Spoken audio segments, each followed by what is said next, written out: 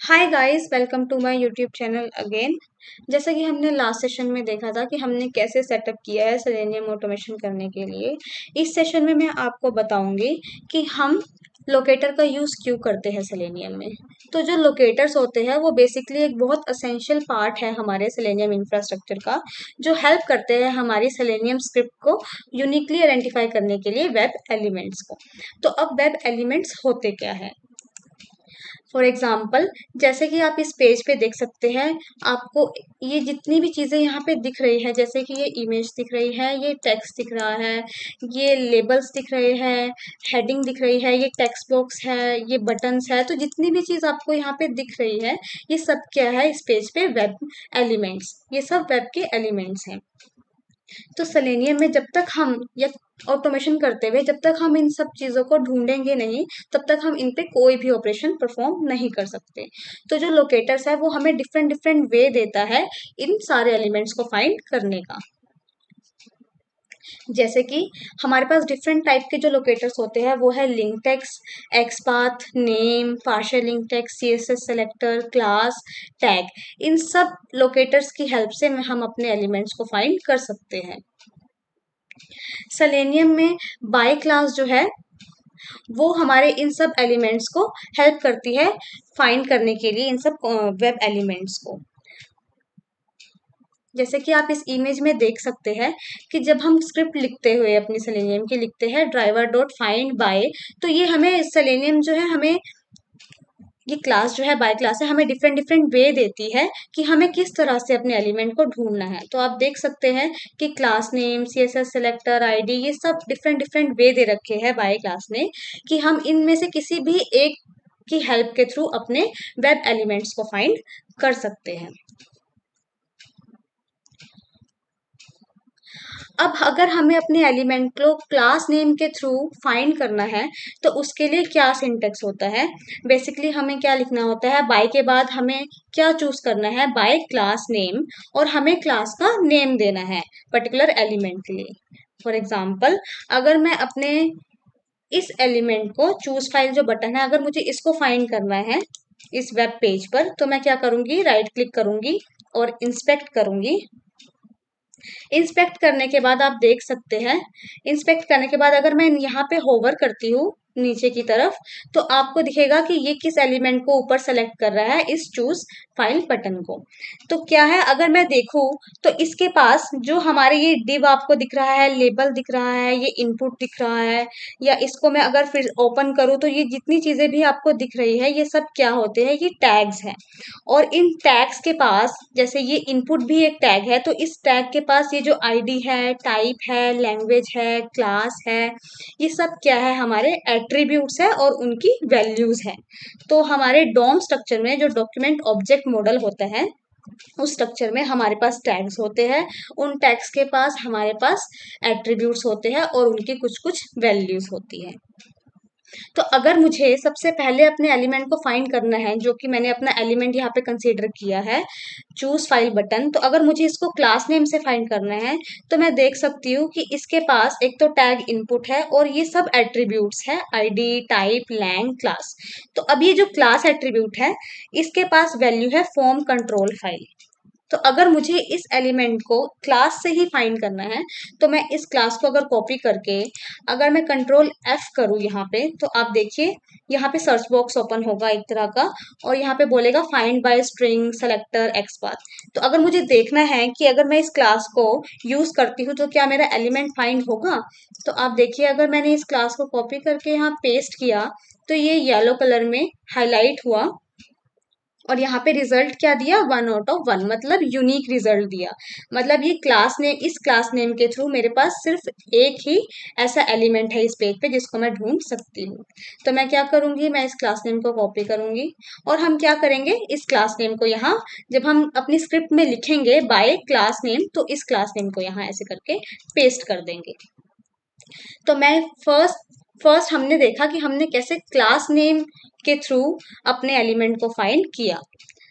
अब अगर मुझे अपने एलिमेंट को CSS सेलेक्टर, सेकंड वे है CSS सेलेक्टर, तो अगर मुझे अब अपने एलिमेंट को CSS सेलेक्टर से फाइंड करना है तो वो क्या है, उसके लिए हमारे पास एक सिंटेक्स होता है। हमारे यहाँ पे HTML पेज आता है, मतलब टैग आता है पर्टिकुलर, और उसके बाद एट्रीब्यूट आता है और इक्वल टू करके उसकी वैल्यू आती है। तो अगर मुझे अपने एलिमेंट को CSS सेलेक्टर से फाइंड करना है तो मैं क्या लूंगी, मैं लिखूंगी बाय, अपनी स्क्रिप्ट में लिखूंगी ऑटोमेशन की, और अपना टाइप सेलेक्ट करूंगी, वे सेलेक्ट करूंगी CSS सेलेक्टर, और वहां पे उसकी वैल्यू दूंगी। तो अगर मुझे अब ये सेम एलिमेंट जो ये चूज फाइल बटन है, अगर मुझे इसको CSS सेलेक्टर से फाइंड करना है तो आप देख सकते हैं इसके पास जो टैग नेम है वो क्या है, इनपुट। तो मैंने क्या किया, यहाँ से ये हटाया और यहाँ पे लिखा इनपुट। अब इस टैग नेम के बाद इसके पास टाइप क्या था, अगर मैं इसको दोबारा से इंस्पेक्ट करूं तो इसके पास हमारे पास एट्रीब्यूट था टाइप और उसकी वैल्यू थी। तो मैं क्या करूंगी, इनपुट लिखने के बाद अपनी स्क्वायर ब्रैकेट स्टार्ट करूंगी, मैं लिखूंगी टाइप इक्वल टू फाइल और अपना स्क्वायर ब्रैकेट क्लोज कर दूंगी। तो अब आप देखिए ये पूरी जो लाइन है वो येलो हाईलाइट हुई है और इसमें रिजल्ट क्या आया है, 1/1, मतलब यूनिक रिजल्ट है। तो मैं अपने इस एलिमेंट को CSS सेलेक्टर से भी फाइंड कर सकती हूँ। तो मैं क्या करूंगी, मैं इस पर्टिकुलर CSS सिलेक्टर को कॉपी करूंगी और अपने यहाँ पे पेस्ट कर दूंगी। तो यहाँ पे पेस्ट करने के बाद क्या आएगा कि अगर मुझे CSS सिलेक्टर से किसी भी वेब एलिमेंट को ढूंढना है तो मेरा CSS सिलेक्टर मैंने ये यूज किया है। नेक्स्ट आते हैं आईडी की तरफ। अब जैसे कि हमने देखा कि हम अपने सेम एलिमेंट को क्लास नेम से भी ढूंढ पा रहे थे और CSS सिलेक्टर से भी ढूंढ पा रहे थे, तो हम देख रहे हैं कि अगर मुझे आईडी से ढूंढना है इसी एलिमेंट को, अब ये सेम ही बटन है चूज फाइल, अगर मुझे इसको आईडी के थ्रू ढूंढना है तो पहले तो मैं देखूंगी क्या इस एलिमेंट के पास कोई आईडी एट्रीब्यूट है। तो आप देखिए इस एलिमेंट के पास जो ये चूज फाइल बटन है इसके पास आईडी एट्रीब्यूट है और उसके पास वैल्यू भी है। तो अगर मुझे चेक करना है कि जो ये एट्रीब्यूट है आईडी, इसके पास जो ये वैल्यू है ये यूनिक है, मतलब ये एक ही एलिमेंट सेलेक्ट कर रहा है, तो मैंने क्या किया, यहाँ पे इसको कॉपी किया, यहाँ पे हैश किया और इसको पेस्ट किया। तो आप देखिए जैसे ही मैंने इस आईडी की वैल्यू को पेस्ट किया, इसने सेम एलिमेंट को हाईलाइट किया और इसने इसका रिजल्ट भी 1/1 दिया। तो बेसिकली क्या होता है, जितने भी जो हमारा वे है आईडी से फाइंड करने का, वो बेसिकली हमारी हर वेब एलिमेंट की, मोस्ट ऑफ द केस में हर वेब एलिमेंट्स की आईडी जो होती है वो यूनिक होती है। मतलब अगर आप आईडी के साथ जा रहे हैं अपने एलिमेंट को फाइंड करने के लिए तो आप ब्लाइंडली ट्रस्ट कर सकते हैं, क्योंकि हर एलिमेंट की आईडी यूनिक होती है, तो वो आपको हमेशा 1/1 रिजल्ट ही प्रोवाइड करेगी। तो हम इस आईडी की वैल्यू को कॉपी कर लेते हैं और इसको हम कैसे फाइंड करते हैं, किस वे से फाइंड करते हैं, बाय आईडी, और अपनी आईडी की वैल्यू को यहाँ पे पेस्ट करके यूज कर सकते हैं अपनी स्क्रिप्ट में। नेक्स्ट है हमारे पास नेम। तो अगर मुझे अब अपने वेब एलिमेंट को नेम से फाइंड करना है तो हम क्या करेंगे, अब देखिए यहाँ पे तो अभी मुझे ऐसा कोई एलिमेंट नहीं मिला जिसके पास नेम एट्रीब्यूट हो। तो मैंने क्या किया, मैं google.com पे गई। अब google.com पे जाने पे अगर मुझे ये सर्च बॉक्स फाइंड करना है, मतलब अगर इसमें मुझे कुछ भी टेक्स्ट एंटर करवाना है, तो अगर टेक्स्ट एंटर कराना है अपने ऑटोमेशन स्क्रिप्ट से तो बेसिकली मुझे इसको पहले ढूंढना पड़ेगा, तभी मैं इस पे कोई भी ऑपरेशन परफॉर्म कर सकती हूँ। तो मैं क्या करूंगी, इस पे राइट क्लिक करूंगी और इंस्पेक्ट करूंगी। इंस्पेक्ट करने के बाद आप देखोगे इस वाले एलिमेंट के पास एक तो हमारे पास टैग है टेक्स्ट एरिया, और ये बहुत सारे एट्रीब्यूट है, JS name, class, JS section, बहुत सारे एट्रीब्यूट है इस एलिमेंट के पास।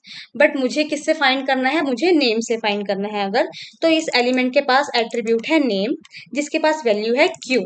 तो अगर मुझे इस एलिमेंट को नेम से फाइंड करना है तो मैं वैसे भी कर सकती हूँ, मैं कंट्रोल एफ करूंगी, मैं यहाँ पे लिखूंगी डबल हैश करके, और मैंने यहाँ पे लिखा @नेम, नेम की वैल्यू क्या थी, क्यू। तो अगर मैं ऐसे लिखती हूँ तो ऐसे लिखने के बाद आप देखिए कि ये वाला एलिमेंट हाईलाइट हुआ है और मैंने किस एट्रीब्यूट से फाइंड किया है, नेम से फाइंड किया है जिसकी वैल्यू क्यू है, और इसने रिजल्ट कितना दिया है, 1/1। तो मैं ब्लाइंडली इस एट्रीब्यूट के साथ जा सकती हूँ अपने एलिमेंट को फाइंड करने के लिए। तो मैं क्या करूंगी, मैं जाऊंगी अपनी स्क्रिप्ट में और मैं कौन सा वे यूज करूंगी, बाय नेम, और इस नेम की वैल्यू को यहाँ पे प्रोवाइड कर दूंगी। नेक्स्ट आता है लिंक या पार्शियल लिंक टेक्स्ट। अब लिंक और पार्शियल लिंक टेक्स्ट जो होता है हाइपर लिंक का, हम उससे भी अपने एलिमेंट्स को ढूंढ सकते हैं। जैसे कि अगर मैं यहाँ जाऊँ तो आप देखिए, यहाँ पे जाने के बाद जो ये फॉरगॉट पासवर्ड है, ये एक लिंक है। अगर मुझे इस लिंक को फाइंड करना है, मतलब इस एलिमेंट को फाइंड करना है, तो मैं इसको इंस्पेक्ट करूंगी।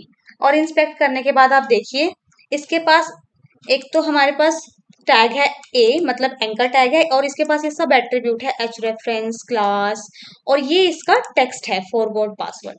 तो मैं लिंक के टेक्स्ट से और पार्शियल लिंक के टेक्स्ट से भी अपने एलिमेंट्स को फाइंड कर सकती हूँ। अगर मुझे इसको ढूंढना है कि इस टेक्स्ट से ये फाइंड होता है, तो मैंने यहाँ कंट्रोल एफ किया और मैंने यहाँ पे इसको कॉपी किया और पेस्ट किया। तो आप देखिए, ये टेक्स्ट जो मैंने लिखा था फॉरगॉट पासवर्ड, कॉपी पेस्ट किया, इसने भी 1/1 रिजल्ट दिया। तो मुझे अगर लिंक टेक्स्ट से लिंक का जो टेक्स्ट है उससे ढूंढना है, तो मैं डायरेक्ट अपनी स्क्रिप्ट में जाऊंगी, मैं वे यूज करूंगी लिंक टेक्स्ट का, और मैं यहाँ पे अपनी लिंक टेक्स्ट की वैल्यू को प्रोवाइड कर दूंगी।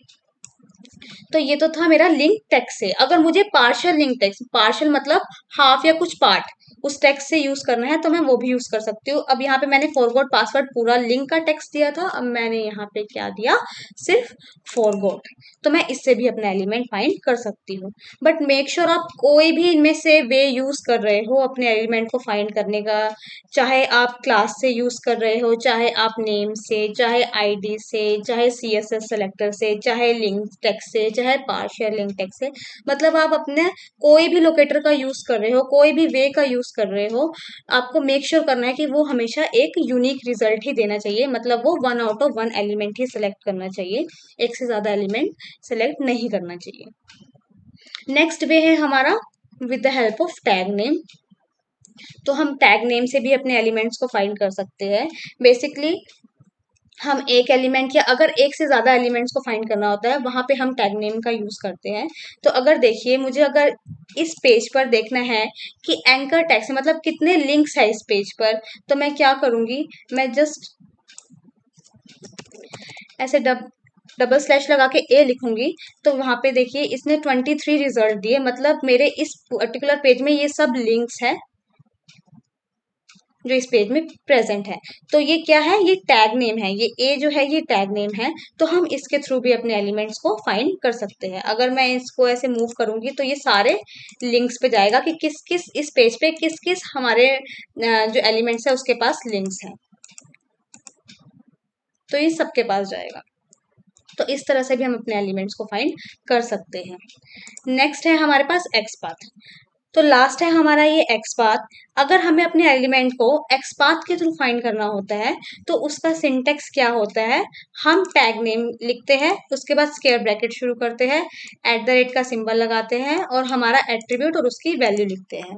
जैसे कि अगर मुझे इसी पेज में इस फर्स्ट नेम को मान लीजिए अब कि ये फर्स्ट नेम है, अगर मैं इसको इंस्पेक्ट करती हूँ, तो आप देखिए, मैं ऐसे राइट क्लिक करके भी इंस्पेक्ट कर सकती हूँ, या मुझे अगर इसको ढूंढना है, किसी भी एलिमेंट को ढूंढना है नीचे डोम में, तो मैं क्या कर सकती हूँ, मैं ये जो है इस पे क्लिक करूंगी, तो ये क्लिक करने के बाद जहां पे भी होवर करूंगी, जैसे मैंने यहाँ होवर किया, यहाँ होवर किया, यहाँ किया, या फर्स्ट नेम पे किया, तो आप देखिए नीचे जो डोम में है वो उसी एलिमेंट को सिलेक्ट कर रहा है। तो उसके बाद मैं देख सकती हूँ कि मेरा इस एलिमेंट पे, इस पर्टिकुलर एलिमेंट पे क्या क्या एट्रीब्यूट है और उसके पास क्या क्या टैग है या वैल्यू है। तो अब देख सकते हैं कि ये इसके पास जो टैग है वो इनपुट है इस फर्स्ट नेम के पास, और इसके पास एट्रीब्यूट है required auto complete, place holder, type, इसके पास आईडी है, इसके पास क्लास नेम भी है। तो अगर मुझे इस पर्टिकुलर एलिमेंट को, जो फर्स्ट नेम टेक्स्ट बॉक्स है, अगर मुझे इसको फाइंड करना है एक्सपाथ के थ्रू, तो मैं क्या लिखूंगी, एक तो यहाँ पे टैग नेम करूंगी, तो मैंने टैग नेम को कॉपी किया, यहाँ पे डबल स्लैश डाला और अपने टैग नेम को लिखा, उसके बाद मैंने स्क्वायर ब्रैकेट शुरू किया, यहाँ पे @ का सिंबल डाला। अब ये सारे एट्रीब्यूट है, मैं किसी का भी यूज कर सकती हूँ। अगर मुझे प्लेस होल्डर एट्रीब्यूट का यूज करना है, तो मैं क्या लिखूंगी, यहाँ पे प्लेस होल्डर इक्वल टू, और उसकी वैल्यू क्या है, प्लेस होल्डर की वैल्यू है फर्स्ट नेम। तो मैंने ऐसे करके फर्स्ट नेम लिखा और अपनी स्क्वायर ब्रैकेट को बंद किया। तो देखिए ये मैंने इसका क्या बनाया है, एक्स पाथ। तो अब जी इस एक्स पाथ के थ्रू भी ये रिजल्ट दे रहा है 1/1 का, तो मैं इसके थ्रू भी अपने एलिमेंट को फाइंड कर सकती हूँ। मैं सिंपल इसको कॉपी करूंगी, अपनी स्क्रिप्ट में जाऊंगी और इसको सिंपली बाय, एक तो अपने एलिमेंट को फाइंड करूंगी एक्स पाथ से और अपने एक्स पाथ जो भी बनाया होगा उसको यहाँ पेस्ट करूंगी। तो इस सेशन में देखा कि हम डिफरेंट डिफरेंट वे से अपने एलिमेंट्स को फाइंड कर सकते हैं। आप आपकी मर्जी है आप किसके थ्रू अपने एलिमेंट को फाइंड करना चाहते हैं, बट मेक श्योर कि जो भी वे आप सेलेक्ट कर रहे हैं उस वो वे में आपका एलिमेंट यूनिकली आइडेंटिफाई हो। तो इस सेशन में इतना ही। नेक्स्ट सेशन में हम स्टार्ट करेंगे अपनी ऑटोमेशन सेलेनियम के साथ और अपने प्रोजेक्ट को क्रिएट करेंगे। तब तक के लिए थैंक यू गाइस।